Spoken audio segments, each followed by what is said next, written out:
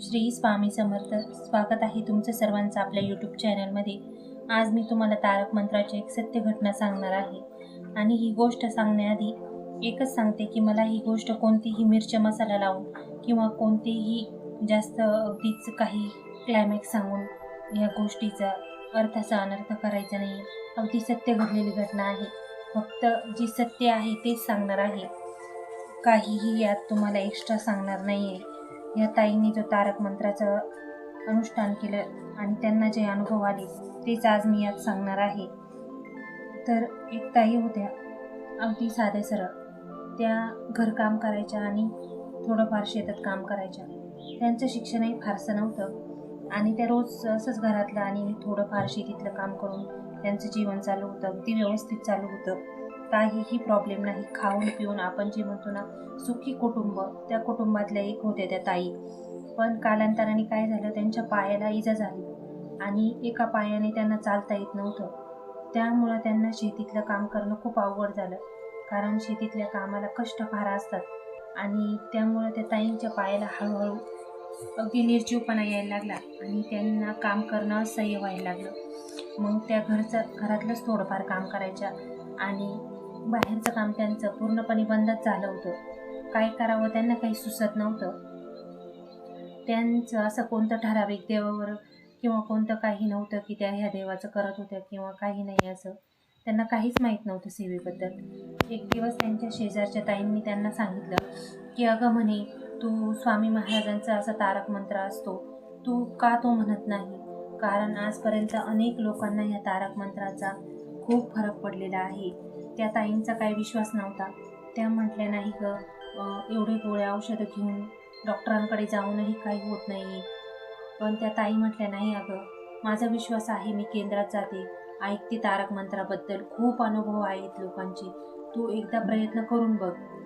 पण त्या ताईंचा काही विश्वास नव्हता. पण ह्या ताई म्हटल्या म्हणून त्या म्हटल्या, ठीक आहे, मला तू तारक मंत्राचं लिहून दे, मी रोज म्हणत जाईल तारक मंत्र. मग त्या शेजारच्या ताईंनी तारक मंत्र लिहून दिला या ताईंना आणि त्या रोज तारक मंत्र म्हणायला लागल्या. सुरुवातीला त्यांच्या मनात श्रद्धा वगैरे असं काहीच नव्हतं. त्या फक्त आपलं म्हणायचं म्हणून म्हणत होते. पण एक 11-12 दिवसानंतर त्यांना जाणवू लागलं की आपला स्वतःचा आत्मविश्वास वाढतो आहे, काहीतरी आपल्यात बदल होत आहे. कारण बदल हा लगेच जाणवत नसतो किंवा चमत्कार हा लगेच एका दिवसात होत नसतो. त्याला आधी आपला आत्मविश्वास वाढावा लागतो. आपल्या जी मनातली जी नकारात्मक विचारसरणी आहे ती बदलावी लागते आणि त्यानंतरच आपल्या आयुष्यात काहीतरी पॉझिटिव्ह गोष्टी होत असतात. ह्या ताईंच्या बाबतीतही तेच झालं. त्यांचा आधी माइंडसेट बदलला, म्हणजे त्या आत्मविश्वासाने विचार करू लागल्या की मी जरी आतू झाले आहे, हे माझं प्रारब्ध कर्म आहे, पण मी असं काहीतरी काम करू शकते की जेणेकरून मी माझ्या दैनंदिन जीवनापुरतं तरी काम मला येईलच. मग त्यांनी त्यानंतर तारक मंत्राचं या ताईंकडून माहिती घेऊन अनुष्ठान चालू केलं. अगदी 3 दिवसाचं अनुष्ठान सुरुवातीला त्यांनी सुरुवात केली. 3 दिवसाचं अनुष्ठान झाल्यानंतर त्यांना काही फारसा बदल जाणवला नाही, पण त्या तरी तारक मंत्र रोजचा म्हणतच होत्या. आता त्यांचा पण तारक मंत्र पाठ झाला होता. त्या उठता बसता येता जाता कुठेही तारक मंत्र म्हणायच्या, अगदी देवाजवळ बसूनच, असं काही नाही.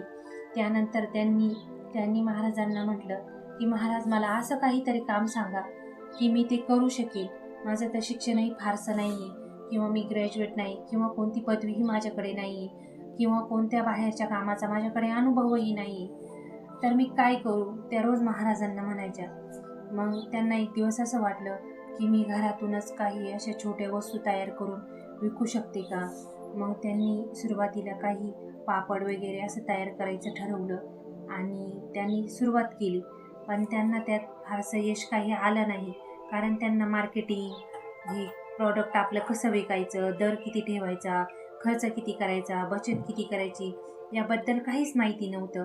मग त्यांना यातून एक अनुभव आला की व्यवसायाची सुरुवात कशी करायची, सुरुवात कशी असते, त्यानंतर हळूहळू बदल कसा होतो, हे त्यांना ह्या व्यवसायातून कळालं. मग त्यांनी काय केलं, मार्केटमधून कमी दरात ब्लाऊज घ्यायच्या, अगदी रेडीमेड ब्लाऊज, आणि मग त्या शेजारी गावात जिथे त्यांची ओळख आहे तिथे मग त्या सांगायच्या की माझ्याकडे असे असे ब्लाऊज आहेत, ह्या किमतीत आहेत. मग त्यांना त्यातून हळूहळू थोडा थोडा पैसा हा मिळायला लागला. फारसा नाही, कारण आपल्यालाही माहीत आहे की छोट्या उद्योगामध्ये लगेच फारसं माणसाला काही भेटत नाही. पण आता त्यांच्याकडे हळूहळू थोडेसे पैसे साचायला लागले. नंतर मग त्यांनी त्याच ब्लाउजांबरोबर आणखीन छोट्या छोट्या वस्तू विकत घेतल्या, जशी मुलांचे छोटे कपडे, फ्रॉक, अजून फॅन्सी मुलींचेही काही कपडे. असं करून करून त्या थोडासा व्यवसाय वाढवायला लागल्या. आता त्यांचा तारक मंत्रावर आणखीनच विश्वास दृढ झाला होता. त्या ताई रोज तारक मंत्र म्हणायच्या. ते अनुष्ठानाचं अभिमंत्रित पाणी त्या रोज त्यांच्या जे व्यवसायाला त्यांनी कपडे आणलेले असायचे त्यावर शिंपडायच्या आणि स्वतः काही प्राशन करायच्या. आणि रोजचा असं त्यांचा नियम झाला होता की तारक मंत्राची सुरुवात केल्याशिवाय, तारक मंत्र म्हटल्याशिवाय कोणतंही काम करायचं नाही. असं केल्यामुळे त्यांचा आत्मविश्वास खूप वाढला.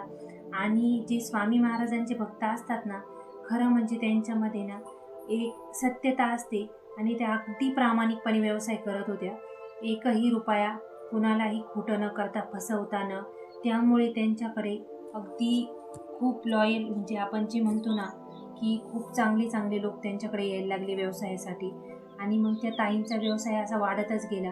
मग त्यांनी घरातच छोटंसं दुकान सुरू केलं, घरातच काही कपडे वगैरे आणून. त्यातही त्यांना खूप नफा मिळायला लागला.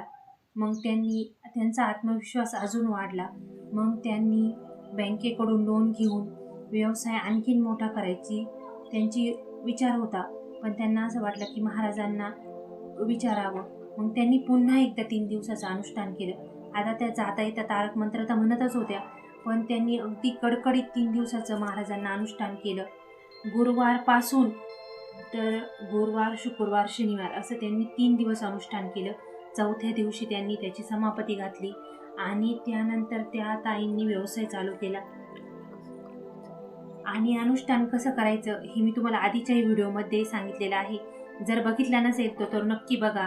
आणि परत एकदा सांगते की अनुष्ठान जर तुम्हाला 3 दिवसाचं करायचं असेल तर अगदी साधे सोपे नियम आहे. एकाच जागेवर बसून एकाच वेळेला आणि एक ठराविक तुम्ही जी 3, 5, 7, 11, 21 अशा वेळेला तारक मंत्र म्हणणार असाल तर तो तुम्हाला त्या वेळेला म्हणायचा आहे. अभिमंत्रित पाणी करायचं आहे, ते स्वतः प्राशन करायचं आहे, काही आपल्या घरात शिंपडायचं आहे. तुमचा जे काही व्यवसाय असेल किंवा जे तुमचे दुकान वगैरे असतील तिथंही तुम्ही जर हे तारक मंत्राचं अभिमंत्रित पाणी शिंपडलं तर 100% तुम्हाला याचा रिझल्ट भेटतो. त्या ताईंच्या बाबतीतही तेच झालं. आता त्यांचा व्यवसाय खूपच छान चालू झाला होता. त्यांनी हा अनुभव सांगायला यासाठी सांगितलं की खरंच त्यांच्यासारखी ही जर एखादी ताई असेल, तिला गरज असेल तर नक्की ही गोष्ट तिच्यापर्यंत पोहोचवावी, एवढाच त्या ताईंचा उद्दिष्ट होता. आणि यात काहीही खोटं नाही. तारक मंत्रात खूप शक्ती आहे. तुम्ही विश्वासाने तारक मंत्र जपा, त्याचं अनुष्ठान करा, 100% तुम्हाला रिझल्ट भेटेल. हे आता येता 15 तारखेला स्वामी महाराजाची पुण्यतिथी आहे. तुम्ही त्यावेळेला जरी तारक मंत्राचं अनुष्ठान केलं तर खूपच चांगलं. तुम्हाला जर माझे व्हिडिओ आवडत असेल तर चॅनलला सबस्क्राईब करा. जर एखाद्या ताईला खरंच ह्या विचाराची, आत्मविश्वासाची गरज असेल तर व्हिडिओ नक्की शेअर करा. कमेंटमध्ये श्री स्वामी समर्थ लिहायला विसरू नका. आणि ह्या कथेने तुमचाही आत्मविश्वास वाढेल ही स्वामींचरणी प्रार्थना. तुमचा दिवस स्वामीमय आणि आनंदात जाऊ. श्री स्वामी समर्थ.